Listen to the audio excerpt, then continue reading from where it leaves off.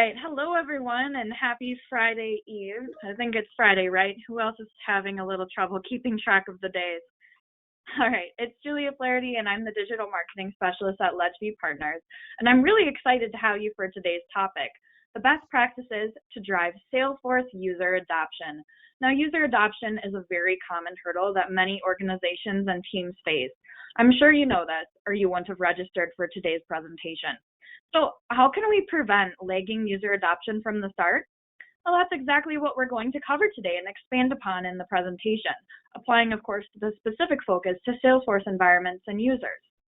Chad Collette, the Director of Marketing at Ledgeview Partners, will be walking you through top user adoption best practices to ensure that you succeed with your Salesforce project.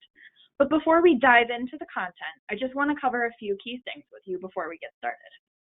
So for those of you who aren't familiar with Ledgeview Partners, we are a business and technology consulting firm who puts your business process first to ensure your success with the technology at hand, whether that's a CRM solution like Salesforce or marketing automation technology, among many on the marketplace today. At Ledgeview, we provide comprehensive services from customer service to sales to marketing consulting to outsourcing programs to technological implementations like these. If you haven't already, be sure to add @ledgeviewpartners.com to your Safe Senders list in the email client that you registered with for today's session to ensure that you have no trouble receiving the on-demand link after today's session concludes. Then you'll be able to replay the content and send it along to your colleagues who'd also benefit from watching. Everyone on the call is on listen-only mode, but if you do have a question or comment as we go, please submit those in the question pane of your GoToWebinar control panel, and we'll try and follow up with you afterwards. Be sure to stick around for the whole presentation so you get access to some awesome supplementary content that goes along with today's topic. So now that we've covered all of that, I want to introduce my boss, Chad Collette, the Director of Marketing at Ledgeview Partners. Chad is very experienced in the art of gaining high and continuous Salesforce user adoption as both a marketer and a technologist. He will be guiding you through today's topic to set you on the path to Salesforce success. And now it's time to hand things over to him so we can get started. Hi, Chad. Hey, Julia. Thank you for that warm welcome, and I hope that everyone is safe, healthy, and for those of you with children at home, hopefully not losing your minds as many are sheltered at home during this pandemic. Personally, I have 2 kids at home, and now also my wife who's working remotely. And while I often do work from home, my routine has become anything but routine, as I'm sure many can relate. I'll be sharing my contact details again at the end of the presentation, so please feel free to connect with me or reach out. I always love to engage with new people and talk about Salesforce, sales, marketing, kind of whatever your flavor may be. I got my first taste of Salesforce back in 2004 when my company implemented Salesforce. How things have really evolved since those days. Back then, I was the VP of marketing, and we had requested Salesforce at the time, much to the chagrin of our IT department. But they said, if you want it, you deal with it. And so that's how I kind of became our Salesforce admin. I guess you be careful what you wish for, right? I do get jealous of all the amazing tools that are available today, especially the TRAILHEAD learning platform, which I'm currently at a mountaineer level and climbing. And, that is one platform that is just crazy, super addicting. Now, I know people talk about binge watching Netflix, but kind of to sound a little bit geeky, it is so easy to binge learn on TRAILHEAD. So let's get down to it. We're here today because of a common challenge we see among organizations all over the world as it relates to CRM and really technology in general. And when we ask Salesforce admins, managers, and team leaders about their biggest CRM challenge, it often comes back to the same response: user adoption. I mean, how in the heck do we get people on board with using Salesforce? It's really the ultimate question. Today, we're going to tackle some ideas and best practices to really engage your Salesforce users to hopefully get them on or back on the Salesforce train at your organization. The biggest frustration that you can do is you can do everything right and you can still fail. I mean, it isn't fair, but when you take into account kind of that human element for user adoption, all bets are really off. oftentimes it is some preconceived notions or misinformation that's holding people up. Today, we're going to talk about some general CRM misconceptions that may be hindering your user adoption rates. And then we're going to roll into some tactics to put into place before, during, and after your rollout or enhancements of Salesforce or any upgrades you may be doing. And we're going to close it out with a few resources you can check out and share with others in your organization.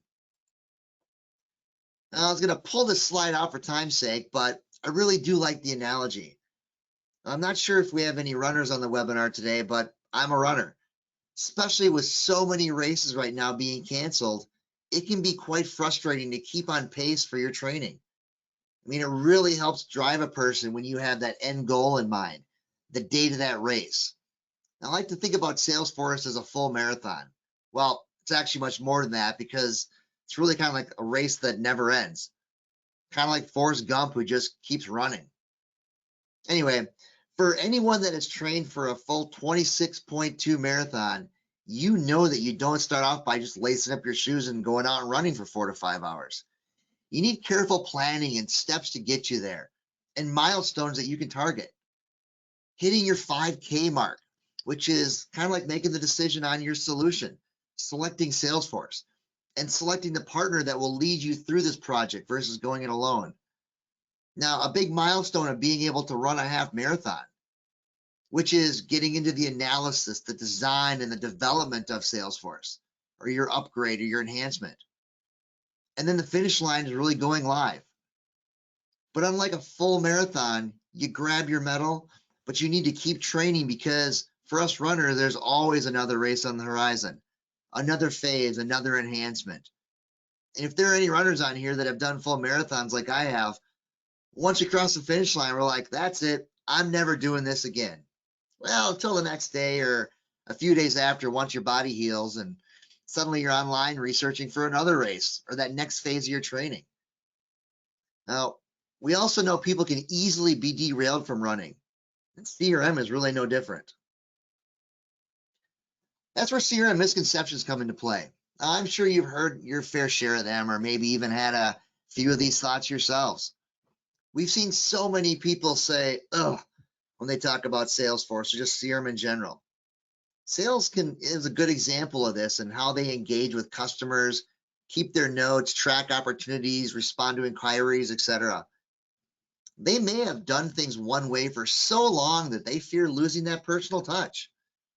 When the ability to automate so many processes with workflows, it is an amazing time saver and assurance that things will actually get done.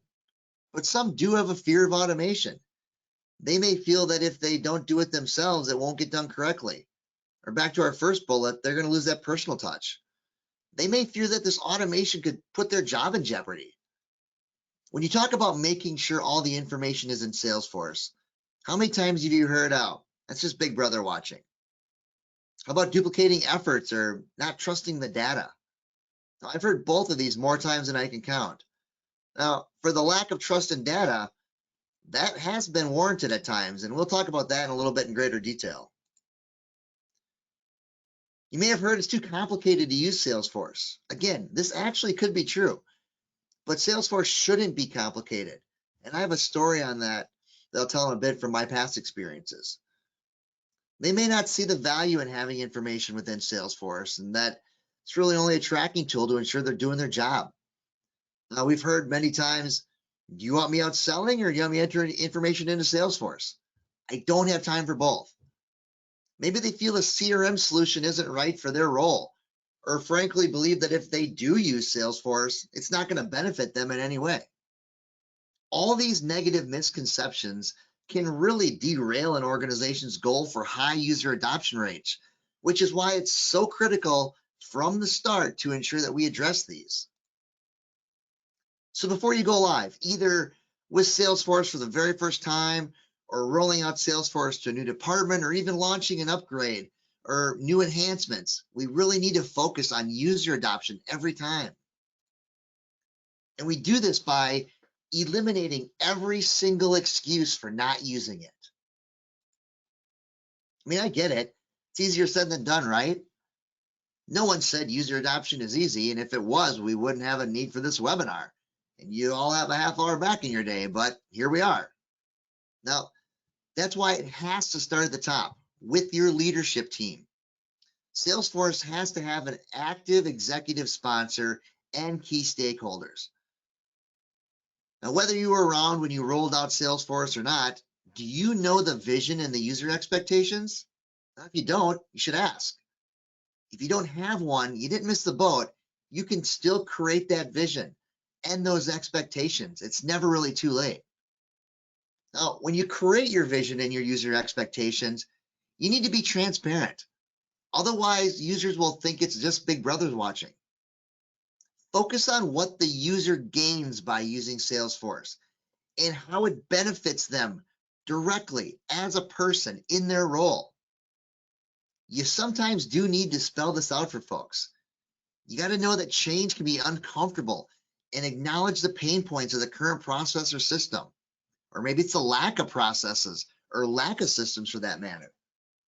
Get engaged and create some buzz and excitement around Salesforce.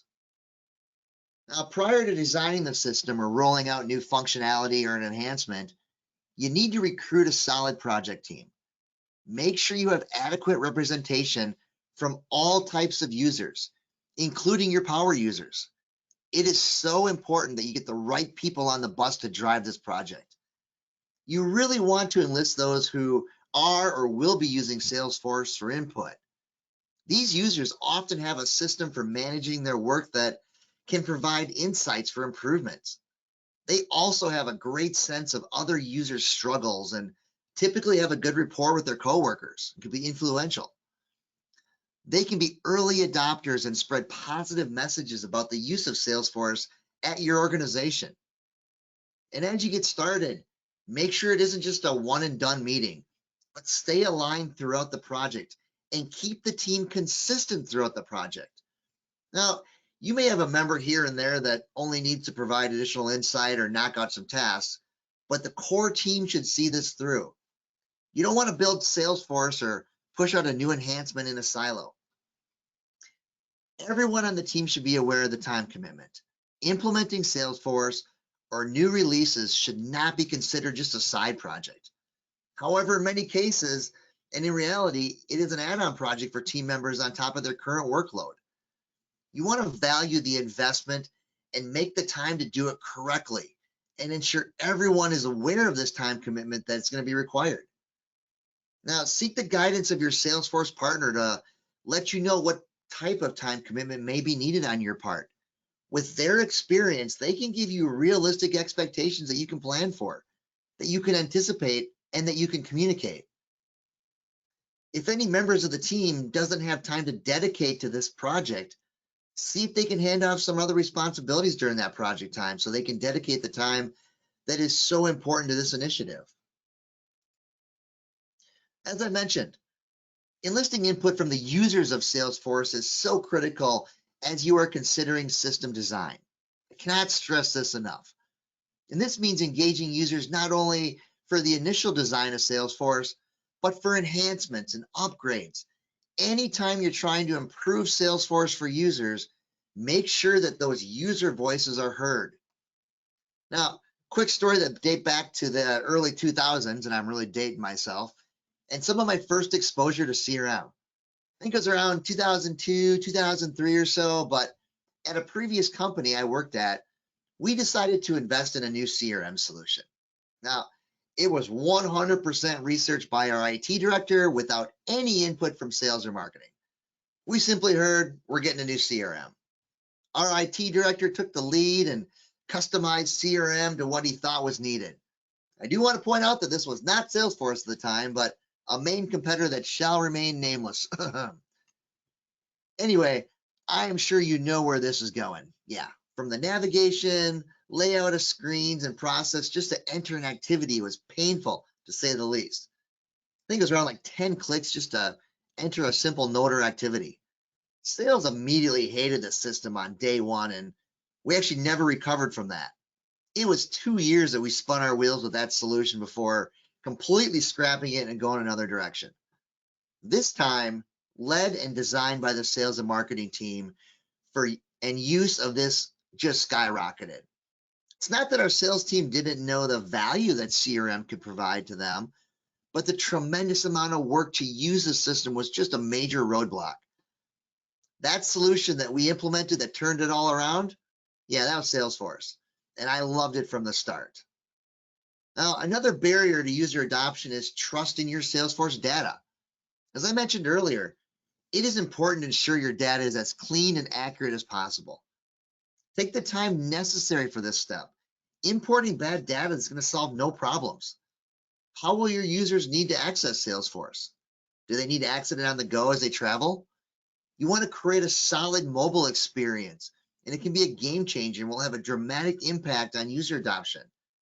And make sure that the layout and the navigation are mobile friendly. It's so important. Now, some companies opt to push mobile to a kind of phase 2 project, but if it's important to your users, by the time you roll out phase 2, you may be already underwater when it comes to user adoption, and it can be so tough to get them back to the surface. That's why phases are so important. Now, this saying, you never get a second chance to make a first impression. It's so true when it comes to CRM. Well, really anything in life. But it is important to have multiple phases as you evolve your use of Salesforce. And while you may want the world right away, giving users too much to learn, too much to absorb or to do can really backfire on you. I'm sure we've all seen the videos on what's possible with Salesforce. I mean, they're all over the internet and Salesforce's website, so they're really hard to miss. And it is absolutely mind-blowing how some organizations are using Salesforce to succeed.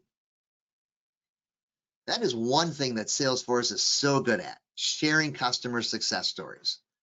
Companies of varied sizes grab a hold of this solution and enacting change at their organization.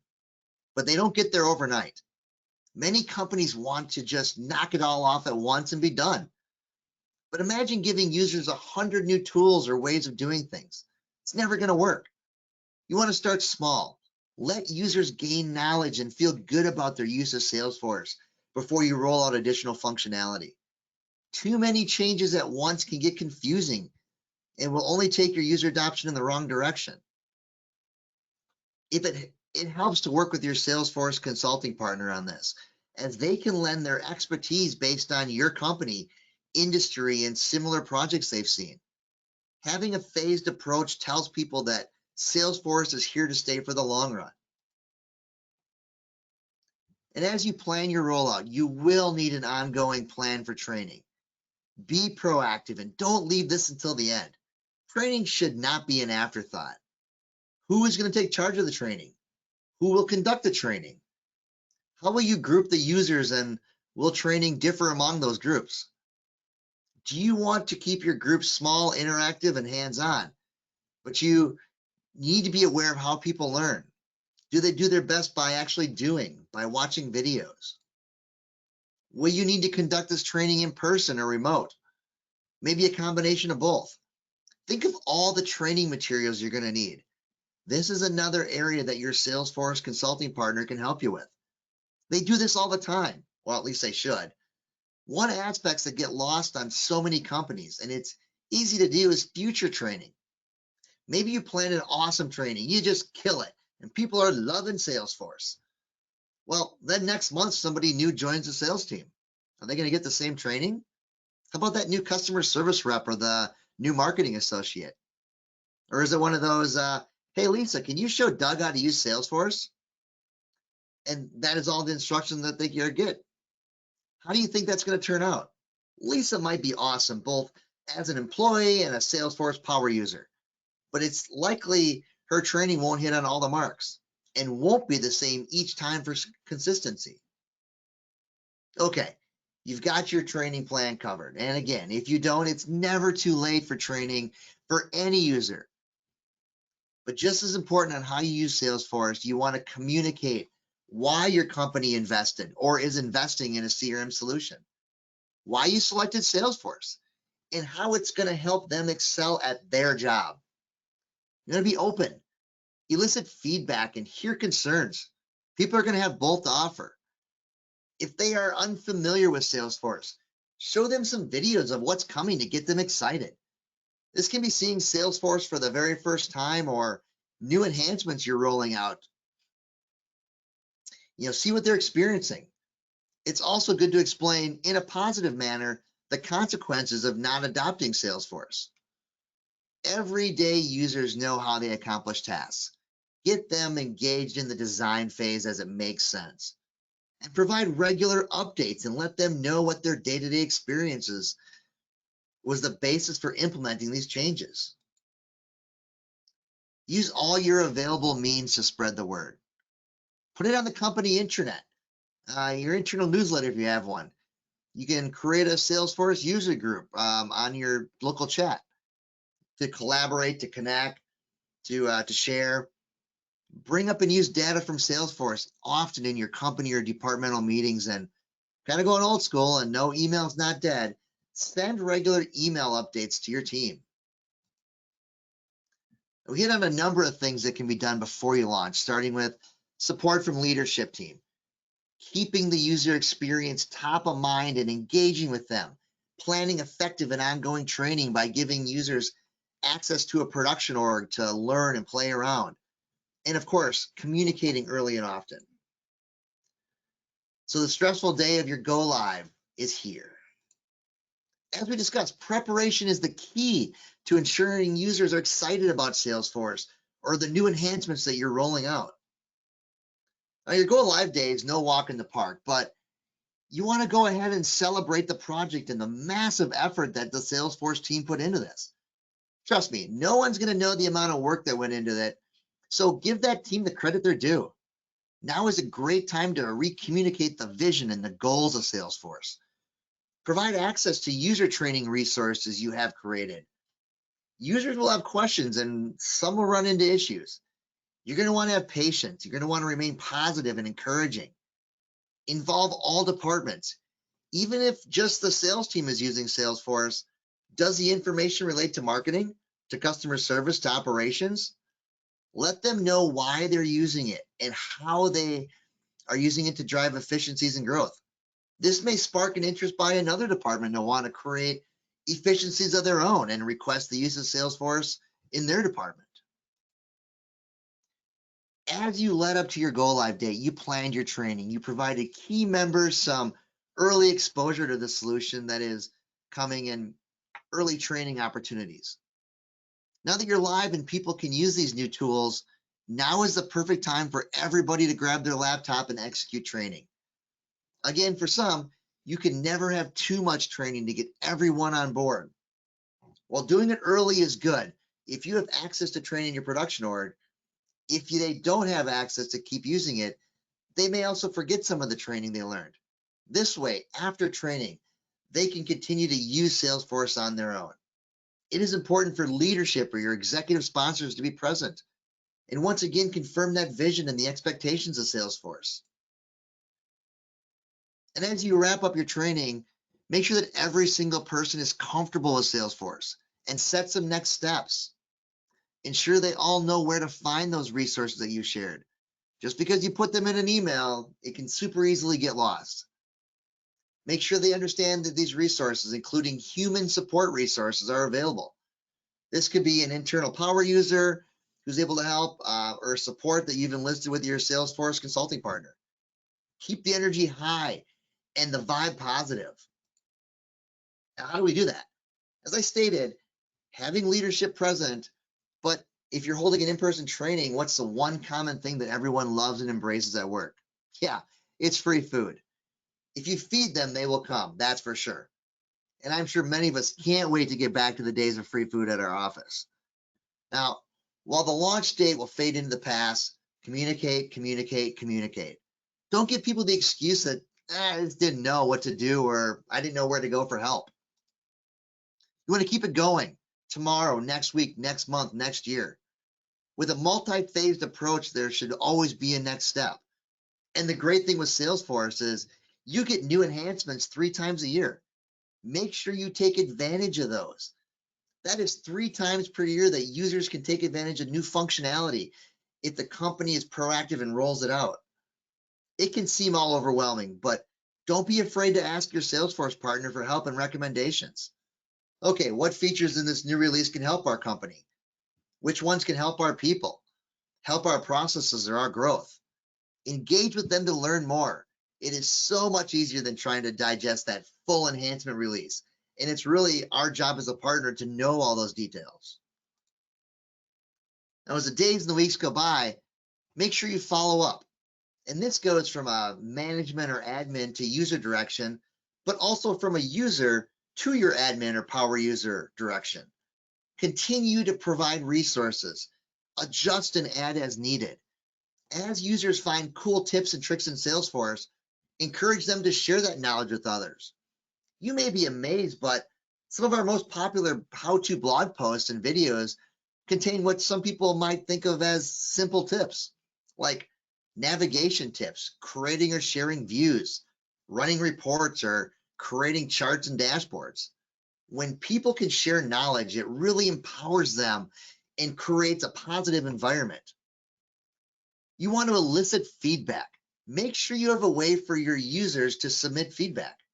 Yes, they need a process or a way to ask questions or voice concerns constructively, but give them a way to easily share what they like about Salesforce. Provide ideas for future functionality and enhancements. Many of the new features that Salesforce launches is based on crowdsourced feedback. Help desk tracking. Remember, if one user is having an issue, it may be a common question that arises with other users as well. Make that super easy to diagnose and correct. Get your users involved in online, local, or internal Salesforce user groups. The Salesforce Trailblazer community has a load of information available to users and user groups across multiple cities in the country and the world. Another option, if available in your area, is to attend and get involved in a local chapter. Now, I know where I'm located in Wisconsin, it's great to see the collaboration at the local level between admins and users at these user groups to address some of the common challenges and really get more out of Salesforce. But there are lots of online resources as well, actually more than you could ever need, which are especially helpful in times like this as we're sheltered in place and we don't want user adoption or our learning to come to a halt. And here we are again, is communication. You sensing a theme at all? We all know it can't be all sunshines and rainbows. Users need to know that there's consequences for not using Salesforce. They need to know that they and others alike will be held accountable if they fall short of Salesforce user expectations. Make usage goals attainable, and yes, they may differ by role or department, and it's okay to set some stretch goals. For managers, lead by example. You should have usage goals as well, and be held accountable to your boss. This is one aspect that we see a lot. Management telling others to make sure they use Salesforce when they themselves don't do it. What message do you think that sends? If you're using Salesforce on your team and your manager doesn't utilize Salesforce during your one-to-one meetings, you're missing the boat. And in your one-to-one meetings, your coaching sessions, use Salesforce as a tool as you evaluate updates, reports, opportunities, your pipeline, cases, etc. If someone brings with them a report that should be in Salesforce and isn't, such as they're using an Excel spreadsheet or a Google Doc to create it, call them out. Let them know that that should be reviewed in Salesforce. Has anyone gone dashboard crazy here? I know I have. I really have more dashboards than I need, and I don't access all of them all the time, but they are so valuable. If you're not using dashboards, why not? If you need help creating dashboards, reach out to a friend at work, a power user, an admin. Ask what others are using. Do you have any company-wide dashboards that are available to help you access information and monitor your own process or hold yourself accountable? Salesforce admins can run reports to see who's using the system and who's not. And the latter can also be very beneficial to your license count. Maybe someone has a license that really doesn't need one and you can reallocate it to another person. After you go live with Salesforce, new releases, new apps, or new enhancements, it is easy for user adoption to drop and for things to grow a little stale. I mean, it's human nature. If they do, you want to start back at the top. In the beginning, you started with leadership, and that's the place to target once again. Talk to your admins, your power users, and your everyday users. Why are they not utilizing Salesforce? What pain points are they experiencing on a daily basis that use of Salesforce could overcome? You want to dive deep. Sometimes it can be really hard to squeeze information out of people. They likely will resist even admitting they're not using Salesforce, although we all know that this can easily be proven through metrics. But also, if they do offer up suggestions, some may fear that having to actually start using it. You want to identify any negativity. I know we've all seen this. There always seems to be that one or two users that just buck the system and their negativity spreads to others. You're going to want to nip that in the bud. Find out the sources of the negativity. Can it be corrected? What needs to be done to be corrected? And if you can turn someone around that is negative towards Salesforce into someone that spreads positive messaging, doing that can just go a long way. And as stated before, evaluate your data. It is so easy for things to go bad, especially in today's world as people are moving so fast, it's hard to keep up. If you're a user and you feel that data is bad, processes are non-existent, say something. Tell a manager, your admin, or a power user. The time is now to enact change. Bad data will only continue to worsen if not corrected. Are any of your user adoption hurdles related to your Salesforce vision or goals? Has your business changed so your vision and goals need to change and evolve? Look at your processes. Are they effective? Are they being followed?